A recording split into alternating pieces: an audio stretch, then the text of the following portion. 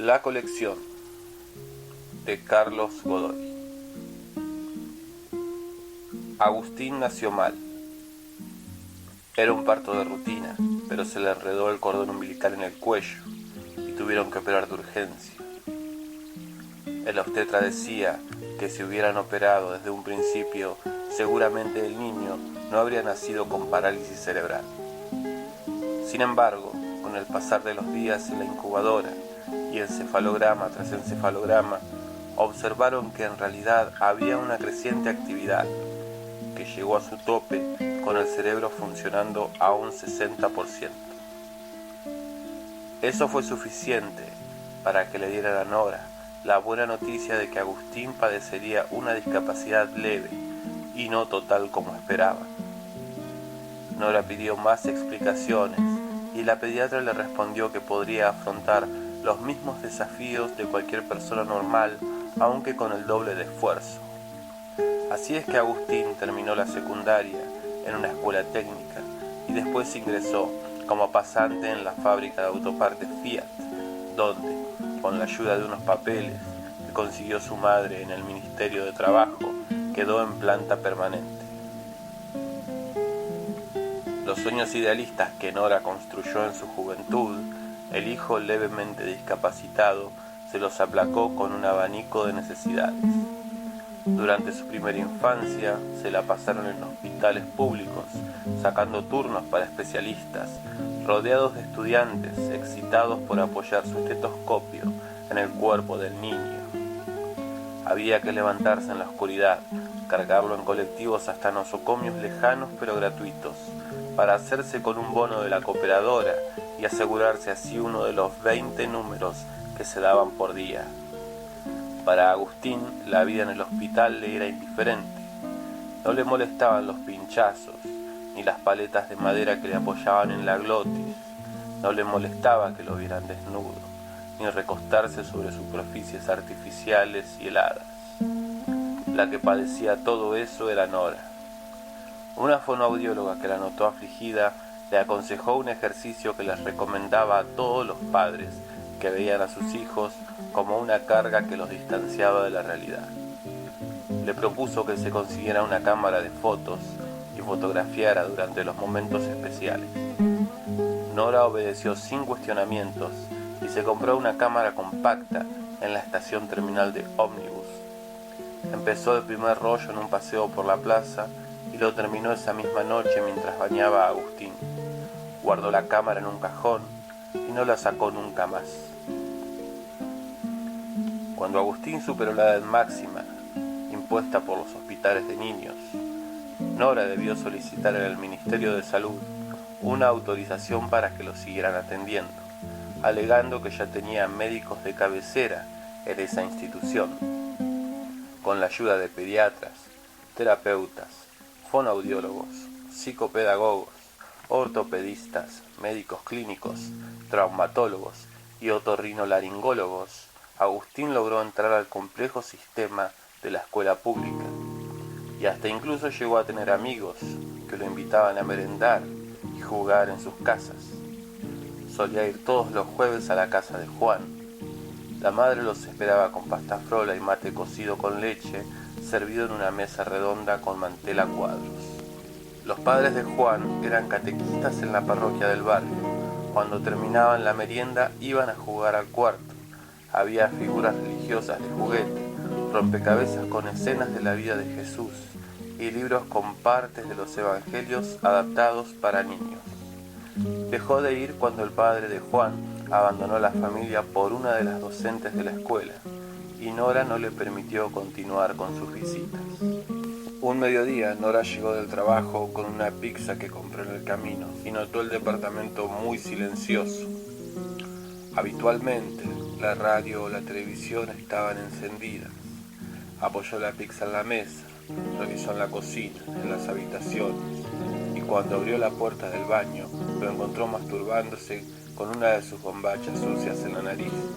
Nora trabajaba como ordenanza en un jardín de infantes estatal. Ese día se produjo una fisura en el frágil sistema que los mantenía unidos y su relación se volvió más distante y ocasional. Nora sospechaba que Agustín la espiaba mientras se bañaba, por eso tapó la rendija de la cerradura con bollitos de papel higiénico. Agustín ya estaba en tercer año de la escuela técnica y andaba siempre con un mameluco azul. Fuera de asistir a clases o ayudar a su madre en las tareas domésticas, no realizaba otras actividades. No iba a un club, no iba a un instituto a estudiar algún idioma, no miraba películas, no escuchaba música, no leía. Lo único que hacía bajo una motivación enteramente propia era seleccionar objetos de la basura que encontraba en el trayecto de su casa a la escuela, al supermercado o a la casa de alguien, que después acumulaba como su cosecha junto a su cama. Cada vez que Nora limpiaba su habitación, tiraba al incinerador del edificio toda esa basura, y también las revistas porno que guardaba en una caja de zapatos en el ropero. Cuando empezó a ir a la fábrica, Nora lo convenció, haciendo referencia a su adultez, de que dejara de usar mameluco fuera del horario de trabajo. Una tarde fueron a recorrer los locales del centro y compraron 4 mudas de ropa que combinaban. Así, Agustín empezó a usar pantalón de vestir y camisa manga corta.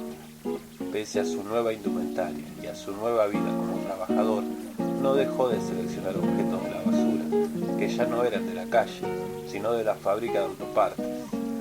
Metales, tornillos sin rosca o con la cabeza cortada, trozos de telgopor, pedazos de fibra de vidrio, fragmentos de objetos ahora indiscernibles. Y como ganaba plata, construyó una estantería frente a su cama, y ahí es donde empezó a poner sus piezas, que controlaba cada tarde cuando volvía del trabajo. Nora no pudo incinerar nunca más la basura seleccionada por Agustín, y esa colección de chatarra se convirtió en un punto de inflexión más violento entre ellos. Vivían en ese edificio desde que Agustín era bebé. Los vecinos cambiaban con los ciclos económicos. Cuando se instalaron, al lado vivía una familia tipo que, cada vez que la madre cocinaba una comida que consideraba especial, mandaba a una de sus hijas con una porción en un tupper. Milanesas con puré, guiso de lentejas con chorizo, estofado de pollo, sorrentinos. Después llegaron unos estudiantes que por las noches gritaban y se reían. A veces desaparecían por un mes y cuando volvían hacían una fiesta. Les siguió una pareja de peruanos que al tiempo trajo más y más gente. En un momento eran tantas las personas que circulaban que reemplazaron la puerta con una cortina de almacén.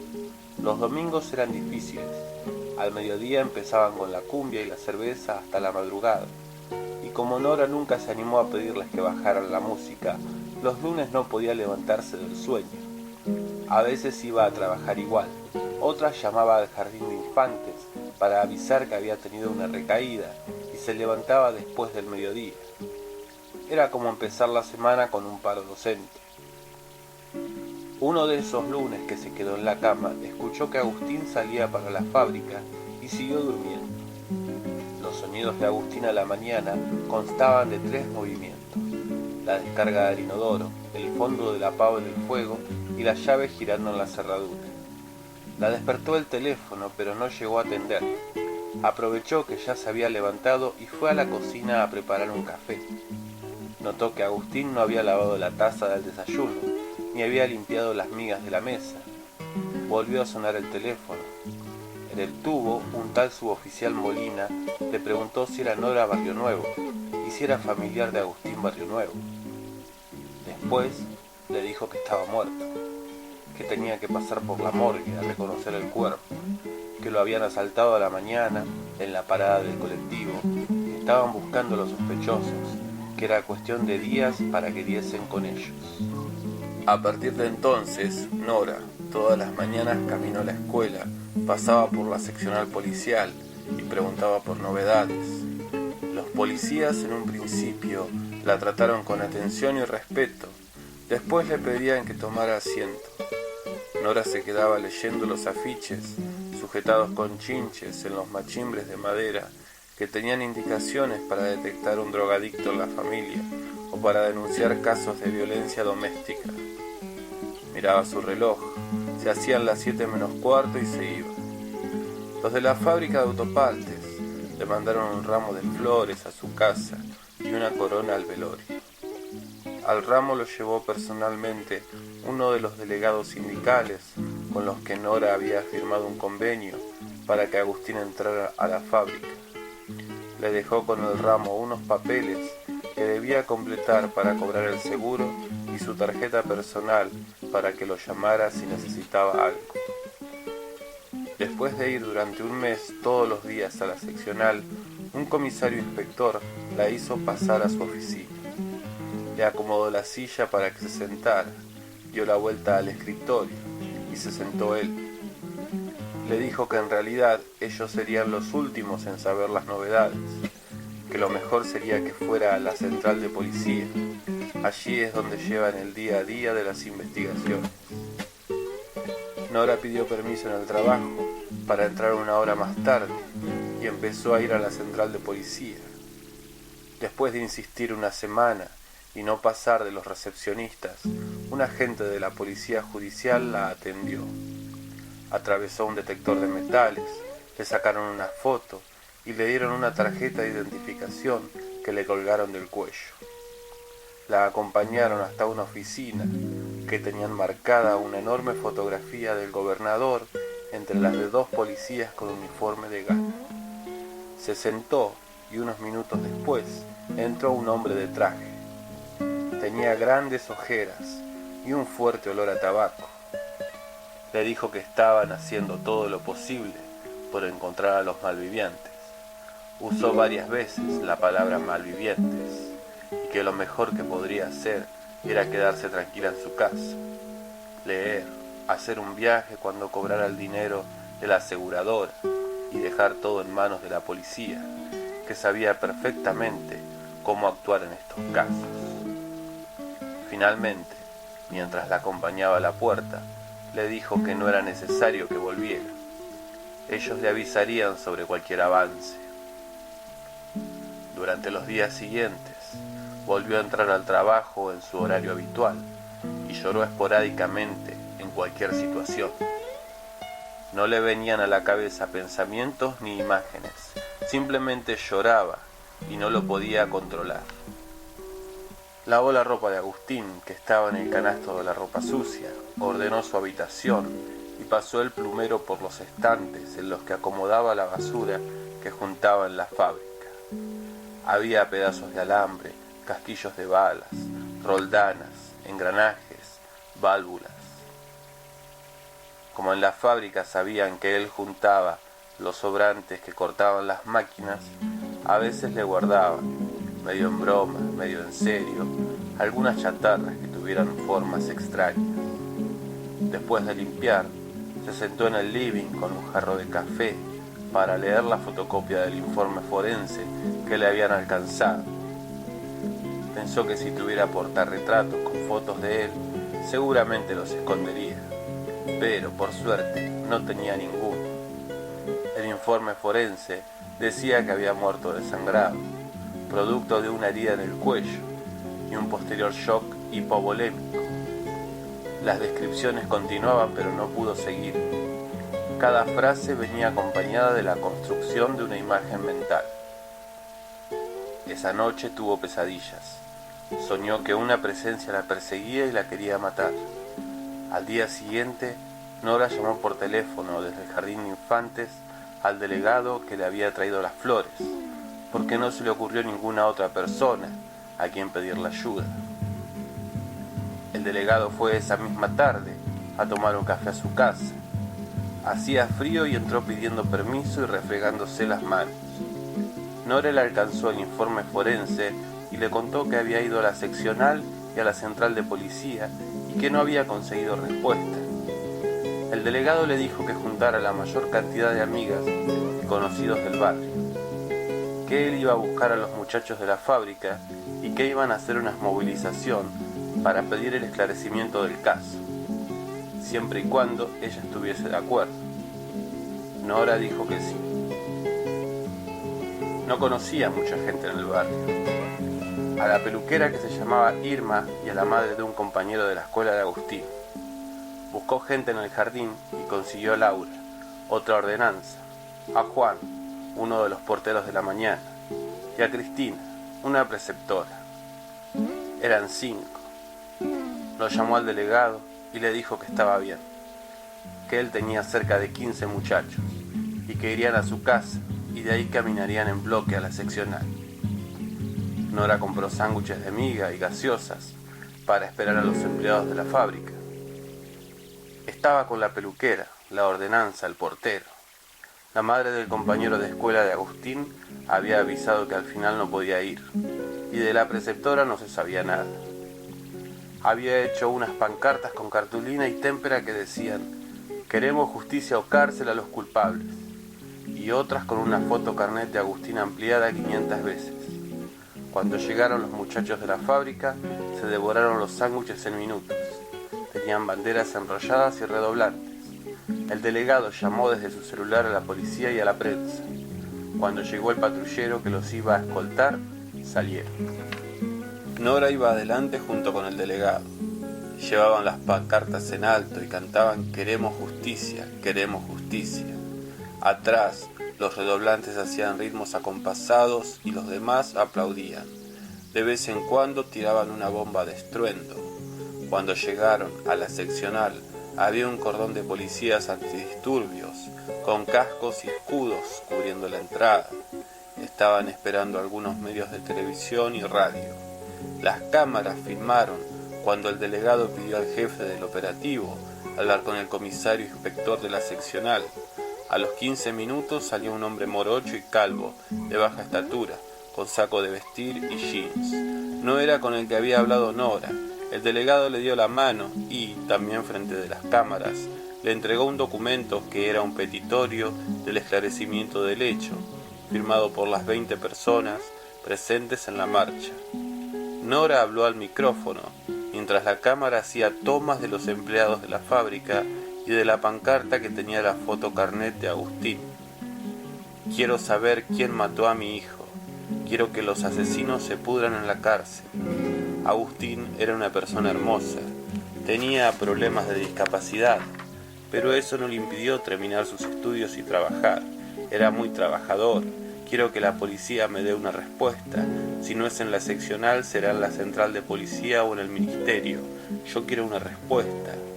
El periodista le preguntó si continuarían las marchas, y Nora contestó que continuarían hasta que se esclareciera el hecho, o hasta que el ministro de Seguridad le diera una respuesta.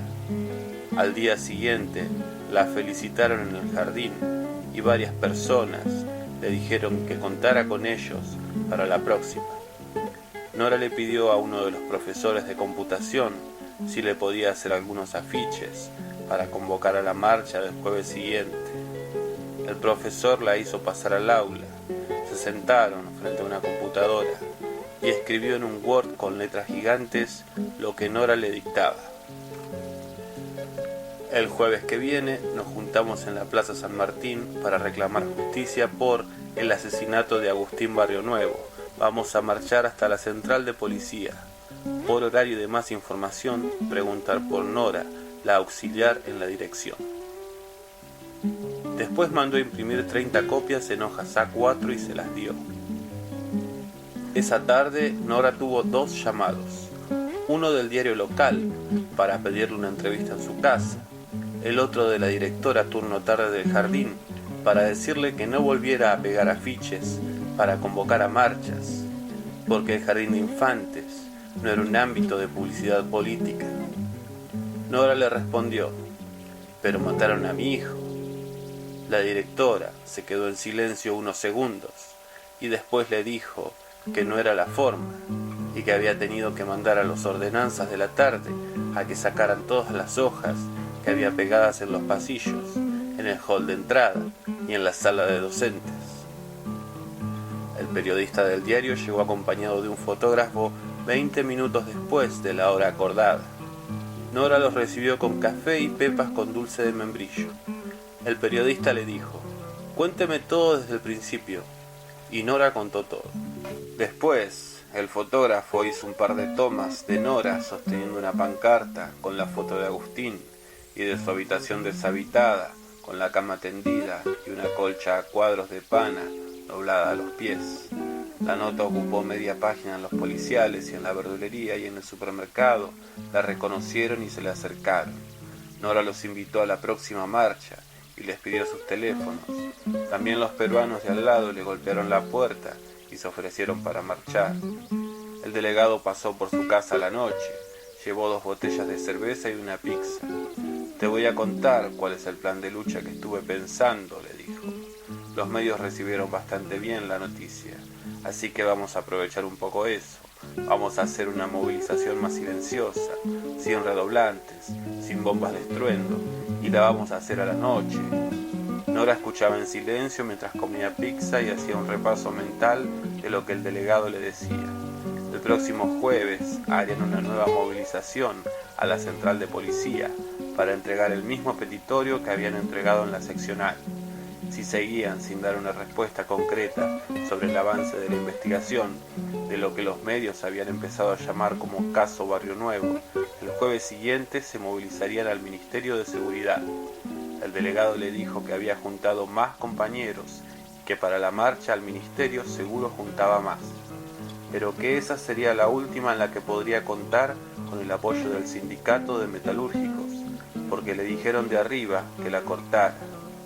Nora contestó que entendía.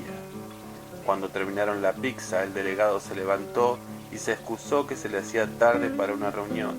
Nora no tomaba cerveza y como quedaba una sin abrir, le ofreció una bolsa para que se la llevara, pero el delegado le dijo que la guardara en la heladera para la próxima y se despidió.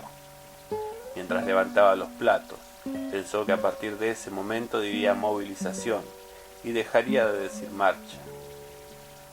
El mediodía del jueves se cocinó una tarta de acelga y se sentó en la mesa a mirar la televisión. Le dolía la cabeza, se le nublaba un poco la vista cuando enfocaba un objeto.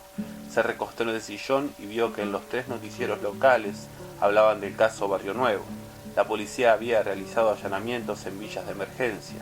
Mostraron imágenes de un operativo en el que metían a varias personas en un móvil. Tenían la cabeza cubierta con sus camperas y lo que habían secuestrado, celulares, un par de pistolas y una escopeta recortada.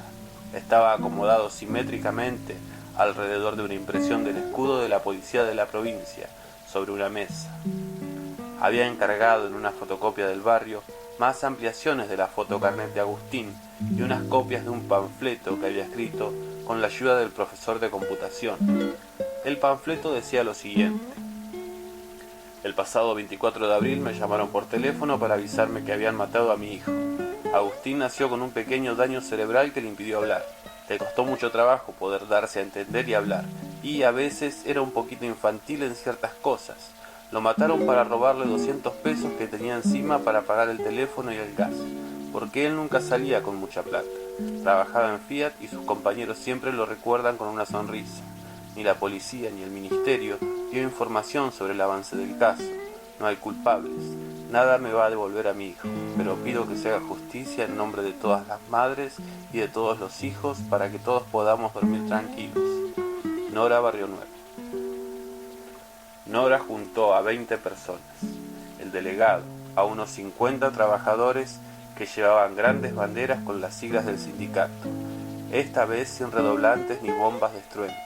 La movilización partió de la Plaza San Martín hasta la central de policía sobre la avenida Santa Fe. Había patrulleros y motos que escoltaban y se adelantaban para cortar las calles. Había móviles de los 3 canales locales y fotógrafos y periodistas de los diarios y de las radios. Los periodistas se turnaban para sacar en vivo a Nora o al delegado. En uno de los canales, el conductor del noticiero le hizo unas preguntas. Nora contestó con seguridad. Cuando cortó el móvil, el conductor miró a cámara y expresó su indignación con las autoridades. Después cambiaron de tema y una conductora mucho más joven que el hombre habló sobre las nuevas películas que esa semana llegaban a los cines. Adelante iba Nora con una de las ampliaciones de la fotocarnet, a su izquierda la peluquera y los peruanos, y a la derecha el delegado, con algunos trabajadores de confianza. Todos llevaban en la mano una vela encendida adentro de una botella de plástico, recortada para que no se les apagara, y marchaban en absoluto silencio por las calles del centro de la ciudad. Parecían miembros de una orden religiosa, realizando un rito ancestral y cíclico. Cuando llegaron a la entrada principal de la central de policía, otra vez los esperaba un cordón de la policía antidisturbios, pero mucho más numeroso. Rodeaba la manzana completa que ocupaba el edificio. El delegado se acercó al jefe del operativo y pidió hablar con el oficial a cargo del caso Barrio Nuevo para entregarle un nuevo petitorio firmado por las personas concurrentes a la movilización. Nora se quedó con la pancarta en la mano y vio cómo el delegado se acercaba hacia el cordón policial. A sus costados, gente con velas encendidas en las manos. Nora empezó a sentir un peso en los hombros, después mucho sueño, y rápidamente todo, que se estaba oscureciendo, llegó al negro.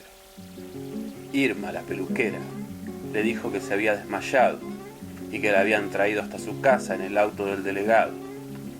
Los médicos que la atendieron en la ambulancia dijeron que solo le había bajado la presión y que con reposo y una dieta saludable podría volver al trabajo en 2 o 3 días.